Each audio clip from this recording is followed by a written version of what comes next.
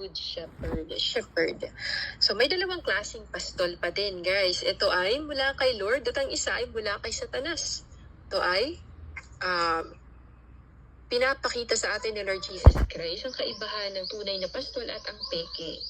So, ang tunay na pastol, sinabi din dito ni Lord, at tandaan ninyo, ito ang pumapasok sa kulungan ng mga tupa nang hindi sa pinto nagdaraan. Ito yung sinabi ko kanina, na ang isang pastol na hindi man lang ginagabayan ng Holy Spirit o dumaan sa pinto ng Panginoon Jesus Christ o dumaan kay Lord Jesus Christ mismo, o hindi tinataas ang banal na pangalan ni Lord Jesus Christ, Yeshua HaMashiach, kundi Ama lang. Ama. Puro Ama, wala namang Jesus Christ. Kung hindi dumadaan, sabi nga ni Lord Jesus Christ, I am the way, the truth, and the life. No one can come to the Father. Walang ibang nakakaalam kundi ang pangalan ng Jesus Christ kung sino ang Ama.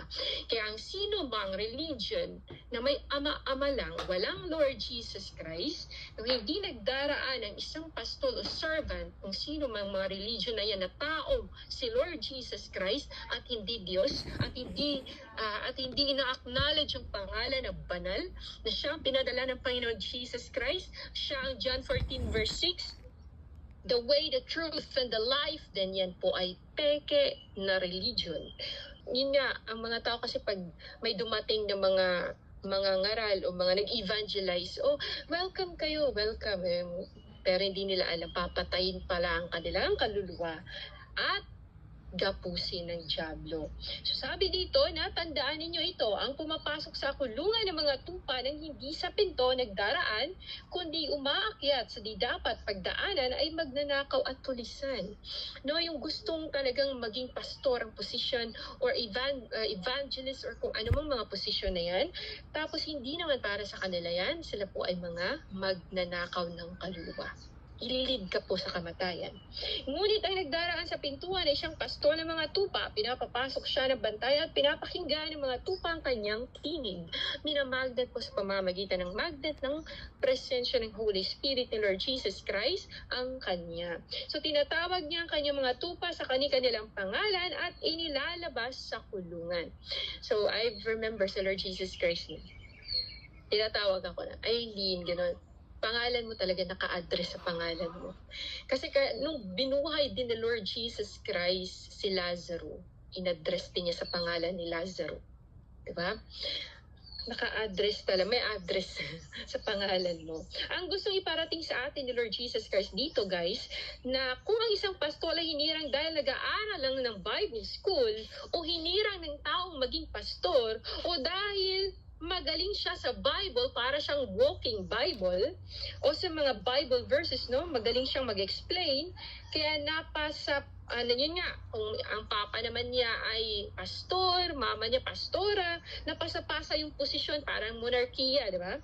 So ang kanilang angkan, dahil yun nga, pastor, kaya ang mga anak, mga kapu-apuhan, magiging pastor din, which is hindi gusto ni Lord Jesus Christ ang ganoon, na ang tao ang nasusunod. So, ang nangyayari, na iba-iba, nagiging iba yung doktrina. Kung hindi naman ginagabayan yung anak mo, tapos ikaw pastor, tapos ang anak mo pinapagpastor mo, tapos iba yung mga tinuturo niya.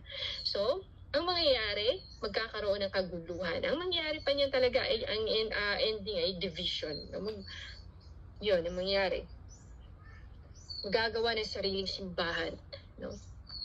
Hindi ko sinasabi guys sa tayo, dahil yun nga, wala naman tayong planong magtayo ng simbahan. Kasi ang atin guys ay house group. No? Si Lord Jesus Christ, Yeshua HaMashiach, siya pa din ang masusunod. Kasi si Lord Jesus Christ, nalalaman niya kung ano ang motibo ng tao. No? Nalalaman niya. Kahit sino ka pang tao, kahit ano ka pa, gaano ka pa ka-anointed, wala kang right mag-judge o mag-predict. Ano ka? Fortune teller, di ba?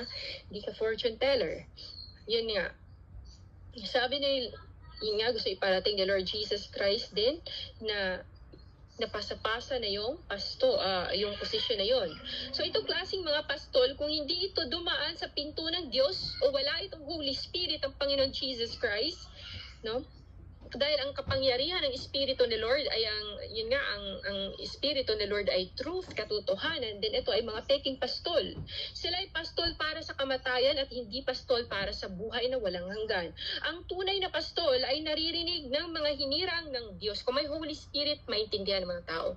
So wag kang magtaka kung bakit ang iba hindi makakaintindi. Kasi wala silang Holy Spirit at hindi sila hinirang o pinili ni Lord Jesus Christ.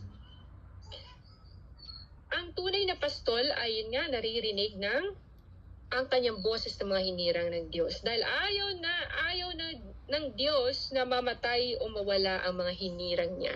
Imagine, iniwan lang ang 99 para sa isa. Ikaw na pastol, ikaw na pastor, ikaw na evangelist, preachers, prophets. Gagawin mo ba kaya katulad ng ginawa ni Lord Jesus Christ?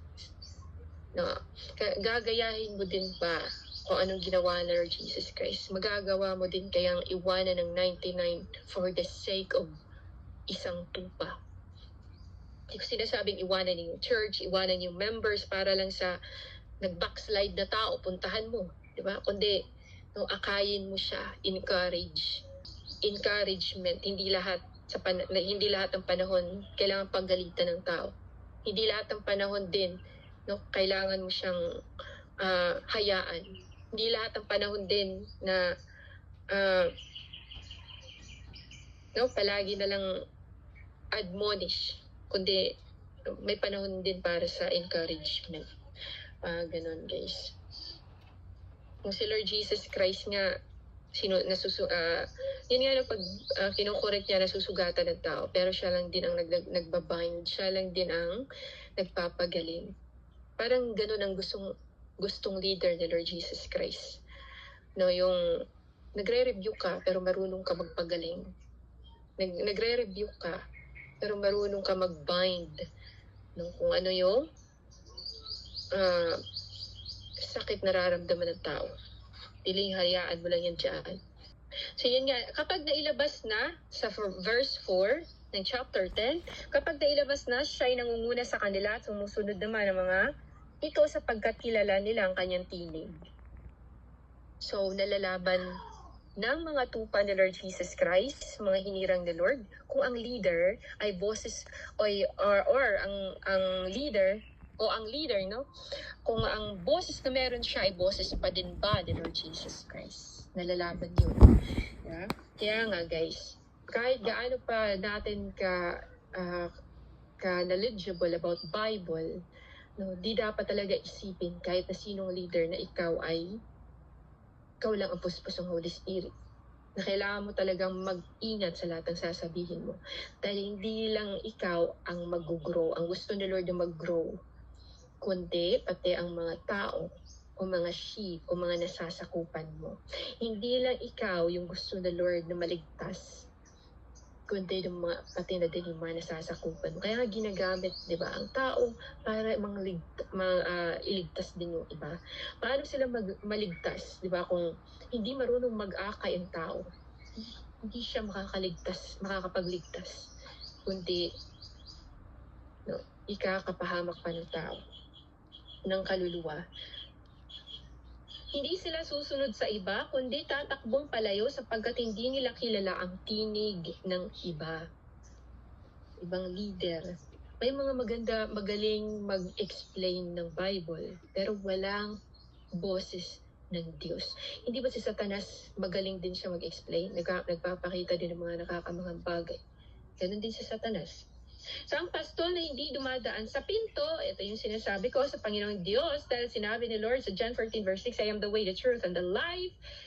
O hindi pinili ng Diyos, tapos gusto talagang maging pastor, o walang Holy Spirit, di naman para sa kanyang posisyon na yun, ay hindi pastol ng Diyos. At kahit pa pangalan ng relihiyon nila ay magpaka-iglesia sila, sa mata ng tao, ang relihiyon ay walang kwenta pa din o pagkapastol sa mata ng Diyos kung ito'y hindi mula sa Diyos at mula lamang sa sarili nilang mata o paniniwala, intindi at kung ano man, no? Na hindi galing sa hindi galing sa Diyos, hindi katotohanan.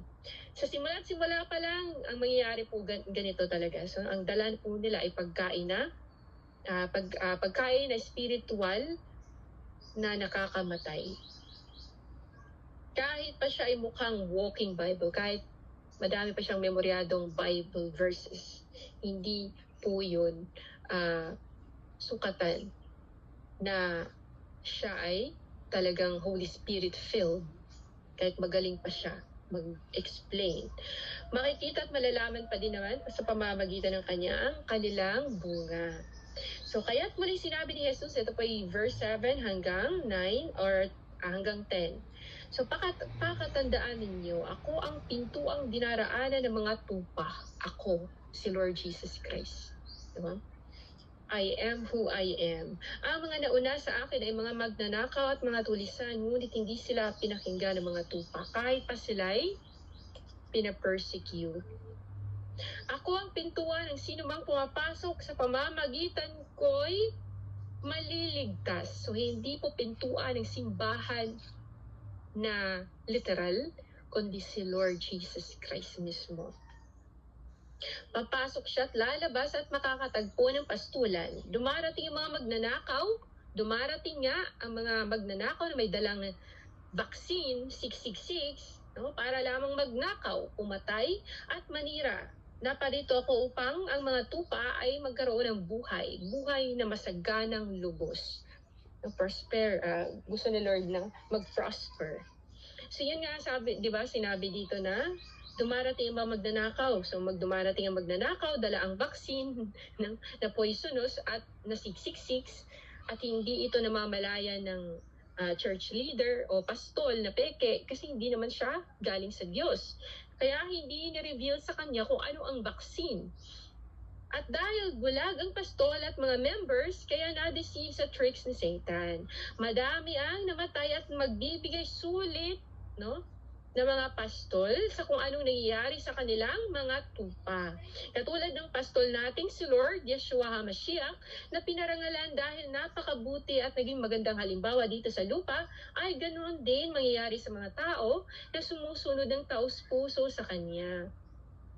Hindi lamang ang pastol ang magbibigay sulit po, no, kundi lahat ng tao sa mundo dahil sinabi ng Panginoon sa Kanyang salita, sa Philippians 2 verse 12 to 13, therefore, my beloved, as you have always obeyed, so now, not only as in my presence, but much more in my absence, sabi ni Lord, work out your salvation with fear and trembling, for it is God who works in you, both to will and to work for His good pleasure. So, gusto ni Lord na mag-workout po tayo na may takot sa Diyos, yung relasyon po natin noon, talagang genuine, hindi po siya peke. Ito po yung gusto ni Lord Jesus Christ parating sa atin, guys. At yun nga, so mas mabigat nga lang ang pagsusulit o di kaya punishment na maaaring mangyari sa isang pastol, no? Kapag, yun nga, ginusto mo ang posisyon na yan, kahit hindi para sa'yo at di mo ginampan ng mabuti, or kahit para sa iyo yan at hindi mo ginampan ng mabuti at pinapatay mo lang, yun nga, ay pinapatay mo lang sarili mo.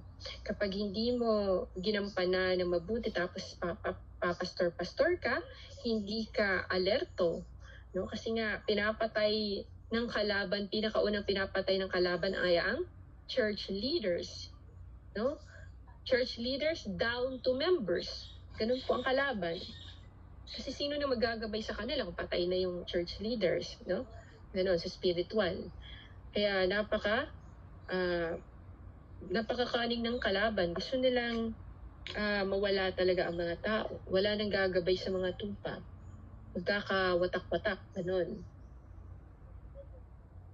At kung ginawa ng pastol, ngunit abusado ka naman, yun nga, ginawa kang pastol ni Lord, tapos abusado ka naman sa position mo dahil gusto mo gusto mo lang ang masunod at dahil gusto mong puwersahin ang mga nasasakupan mo, wala ka naman talagang totoong pagmamahal at napapagod ka ng mag-alaga ng mga tupa ni Lord, kaya pinapalayas mo na lang. O di kaya may nag-grow na ginagamit din ng Diyos tapos ikaw natakot lamangan dahil ikaw ang church leaders, No? Biglang naging mapagmataas at sinasakta ng damdamin ng kapwa mo lingkod. Then pagbabayarin ka din ng Diyos sa bawat kasalanan mo na mas mabigat pa kaysa sa mga hindi nakakakilala sa Diyos.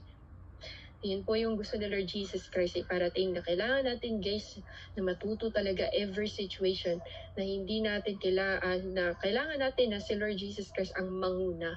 Siya talaga ang palaging manguna. Sabi nga ni Lord, ako ang mabuting pastol. Ito po ay verse 11 hanggang 18. Ako ang mabuting pastol, iniaalay ng mabuting pastol ang kanyang buhay para sa mga tupa.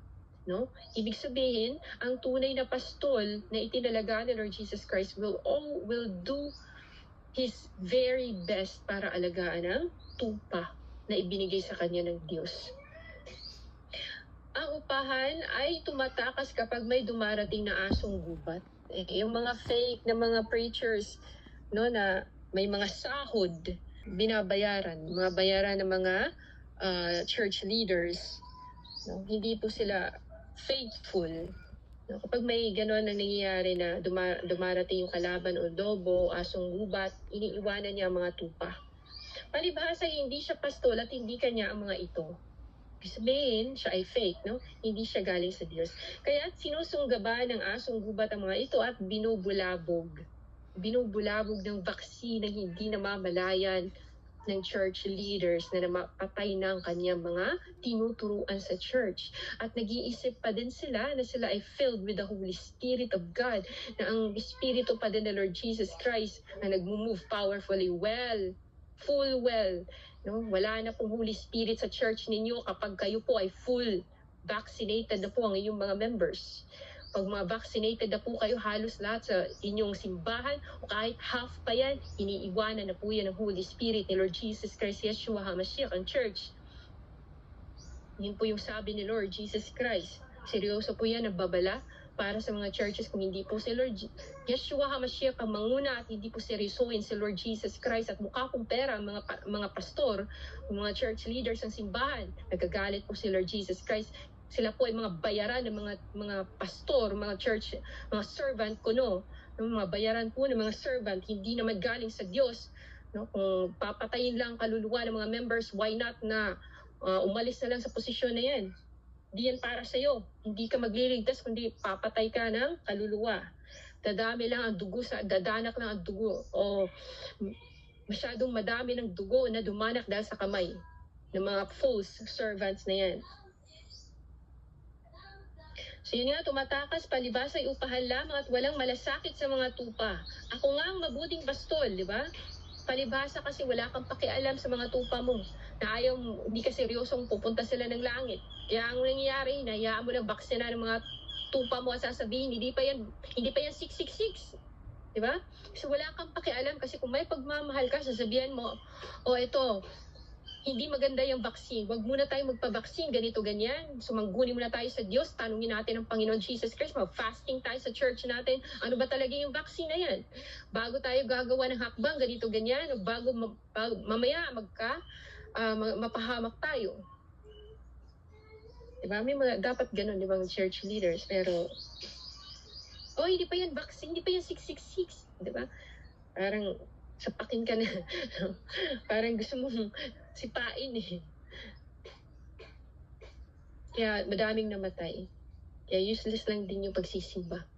Pero sabi nga ni Lord, kapag alam mo na pupunta ka na pala ng impyerno dahil may vaccine ka na sa katawan, 666, titriplayin ni Lord Jesus Christ ang iyong punishment doon. Or mas grabe ang punishment na ma-experience ng tao doon sa impyerno dahil talaga sinadya ng magkasala dahil may 666 dahil alam na pupunta ng impyerno.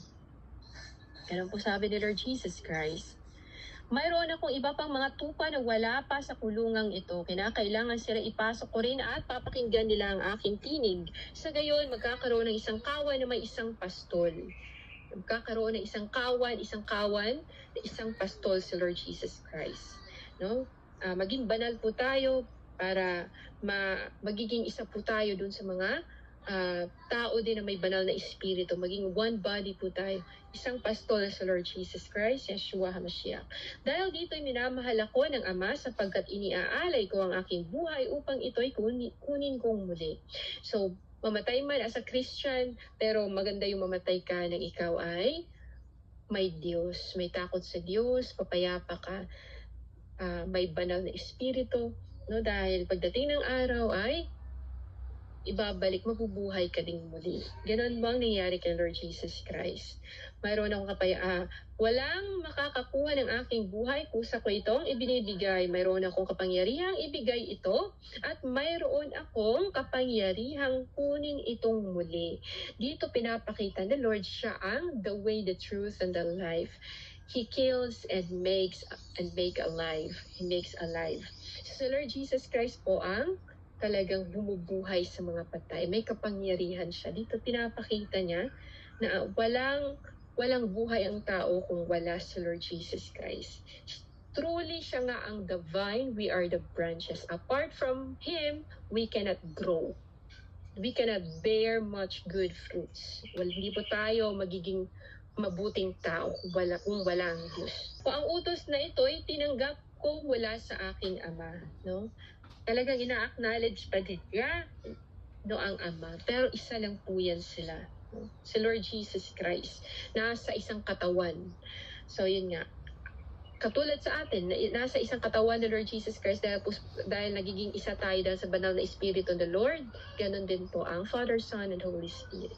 Hindi kinaya ng mga tao ang kahiwagaan na sinasabi ng Panginoon dahil sila ay mga bulag pa.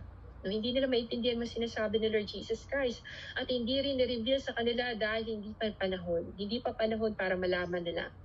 Dito pinakita ng Diyos na siya ay ang may hawak ng buhay, na sa kamay niya ang lahat, na ibinigay niya ang kanyang buhay para sa eternal life ng tao at siya lang din ang may kapangyarihan na bawiin ang buhay ng tao.